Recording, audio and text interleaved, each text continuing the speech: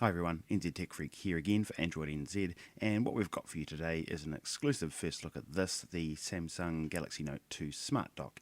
And before we get underway and show you some of what this can do, why don't we start with a brief hardware tour. If we open up the lid at the front here, you can see the USB port connection, and that moves. As you can see there, got a bit of movement in that, and also the backboard that the phone rests against has movement, so that's how this is able to accommodate a Note 2 either with or without a case. So very well thought out design there from Samsung. If we move along and look at some of the other ports it's got, we can see a speaker port, the charging input, a full-sized HDMI port, and on the right hand side of the device, two full-size USB ports, and a third one on the left hand side of the device. So the Smart Dock very flush with connection ports, and well thought out little piece of kit from Samsung, and it's fairly expensive, so I guess we'll move on and show you what it can do so you can decide if it's worth the money. So what you can see here is the Smart Dock with a Galaxy Note 2 sitting in it already, obviously, and it's already been connected. And first thing you'll notice is the docking home screen displayed on the television. And connected to the dock on the left hand side there, we've got a wireless USB keyboard and mouse, so there's a little wireless dongle plugged in there. And on the left hand side we've got this device, which is of course my powered USB hub, and connected to that we've got three different drives: a 32 gig pen drive, a 250 gig portable drive, both of those formatted to FAT32, and finally a 1.5 terabyte drive which is formatted to NTFS, which of course doesn't actually run on stock firmware ordinarily for the Note 2. And what I'm holding up there, of course, is a PS3 controller, which we've got occupying the third and final USB port on the dock itself. Naturally, with the hub, we've increased it actually to 6 ports in total, so pretty cool stuff. And if we move on now from here and hit the back key on the keyboard, you'll see the Page Buddy screen for when you're docked, and it's got some pretty cool stuff. First of all, a little dynamic thing here linked to your calendar showing you how many events you have for the day, and down at the bottom the docking icons. And the cool thing about these actually is that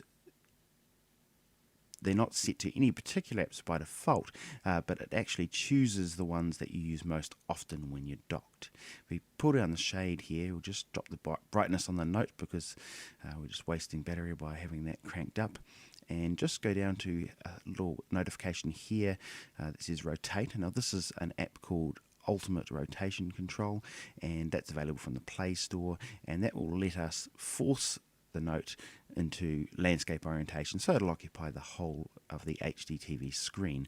Now that's one of the weaknesses of the dock here actually, is that it won't do that by default, and you get your kind of letterboxed portrait view, which is fairly unsuitable. If we move right on now, just going to show you playing back some video from one of the connected drives, in this case the 250 gig portable drive.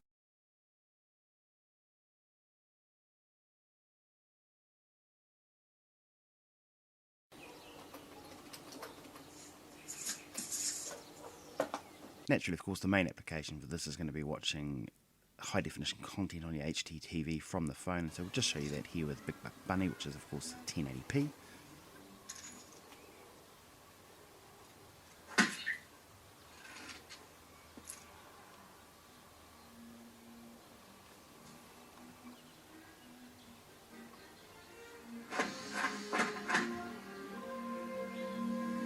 Now, one thing I wanted to highlight here for root users who are considering getting the Smart Dock is an app called Paragon NTFS and HFS Plus, which is available from the Play Store. It has a free license that lasts a week, and then you have to pay for it. Otherwise, there are a few other free options that claim to do a similar thing. And the cool thing about this is, for those of you who have large portable drives that are most likely NTFS formatted by default, you'll be able to use those with the Galaxy Note via the setup with an app like Paragon. As I said, it does require root, but if you can cross that hurdle, then it works very well. And so I'm just navigating within the 1.5 terabyte drive here and picking one of the video files from there just to show you that that's working perfectly well.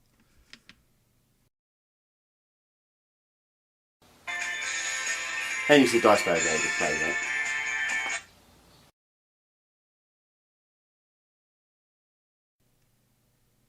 Just wanted to demonstrate here just some of the things that you can do when you're able to mirror the full display of the phone rather than just media content to an external display like an HD TV here. And that's just things like browsing work really well, and given that the Note has a 720p screen that's been mirrored, it's really quite a good experience, especially when you're navigating with a USB wireless keyboard and mouse. Similar to what I've shown with a Bluetooth keyboard and mouse via MHL and some of my other videos.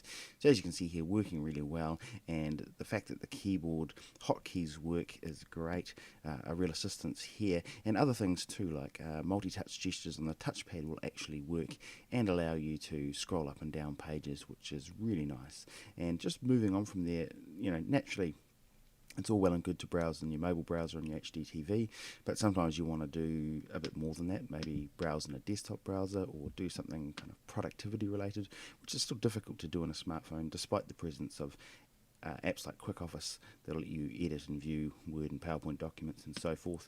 And so what I'm showing here is an RDP app called Splashtop that's available in the Play Store, of course.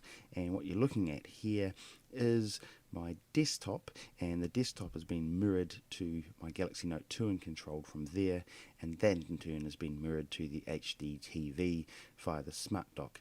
So it sounds like a fairly convoluted setup, but actually it's not that bad. And as you can see, really quite a desktop-like experience when you've got a keyboard and mouse to work with as well, particularly when that keyboard and mouse has Windows-specific hotkeys like the one that I'm using here. And Splashtop, one of the notable things about Splashtop is that it's able to accept external inputs, where a lot of other RDP apps fall down unless you've got a Windows Professional build on the host desktop or laptop PC. And what I'm showing in the background here is just a YouTube video running, and ordinarily this works with sound via Splashtop, another sort of feather in Splashtop's cap. But as you can see here, I'm having some issues because I haven't actually turned on the USB sound card that's connected to my computer, so there's not going to be any sound here, but ordinarily that works, and it works well. And on a good connection you can even stream games and play games with a setup like this, which of course with a controller is going to be really quite a workable setup. So that's all I wanted to show you there. Finally, the last thing I wanted to show here was just, of course, some emulator gaming. So this is FPSC from the Play Store running Tekken 3, and of course I'm going to be controlling that with a PS3 controller, which is connected via a wired connection to the Smart Dock. So I'm going to run with this and then show you some Nintendo 64 gaming as well.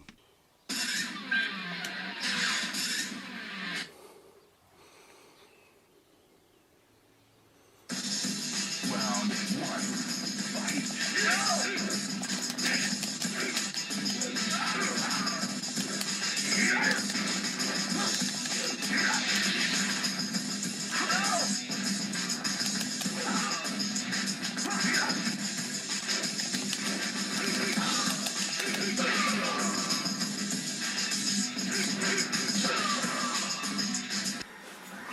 Flippy, watch out! Don't be on your tail. Whoa! Help me!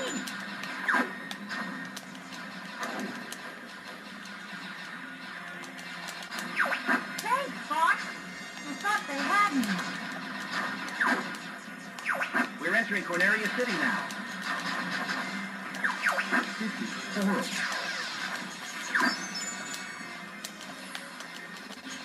And just wanted to close now with some thoughts about the Smart Dock, having used it for a couple of days. And I think the first big question is really, is the Smart Dock worth the fairly steep initial asking price of $100? And really you can only answer that with a few other questions.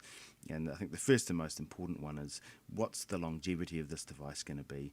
Is Samsung going to use this as a standard sort of docking accessory for later handsets or not? I think if the answer is yes, and you could reasonably expect to use this with future Samsung handsets for, say, the next several years, then of course it becomes a fairly good value proposition to purchase it. If the answer is no, then of course it's much worse value for money if it's specifically for the Note 2. But I guess people who are really desperate for this functionality, or who are, say, locked into a 2-year contract and know they're going to be using the Note 2 for some time, may still find it worth their while to grab the dock. In terms of what Samsung's done well with the dock, I really like the sort of hardware design and the thought that's been put into that.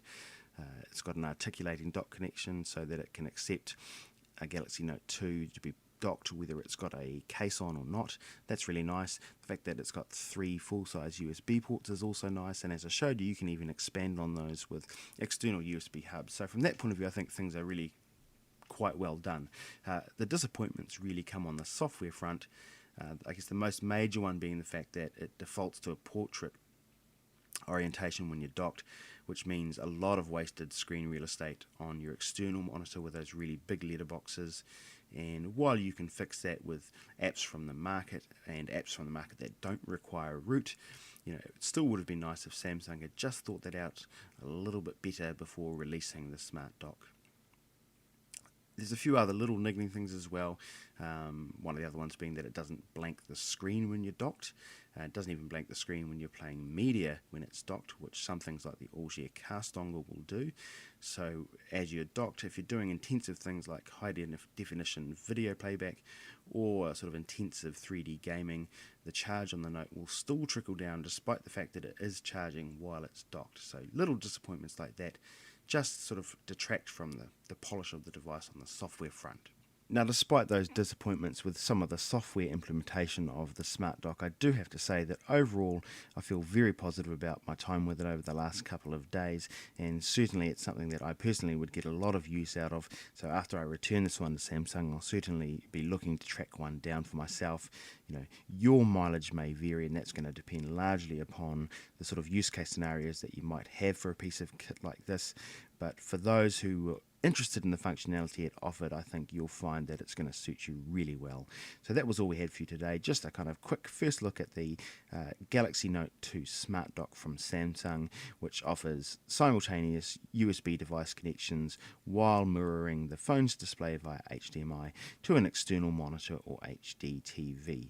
So that's all we had for you today. NZ Tech Freak, once again, over and out for Android NZ.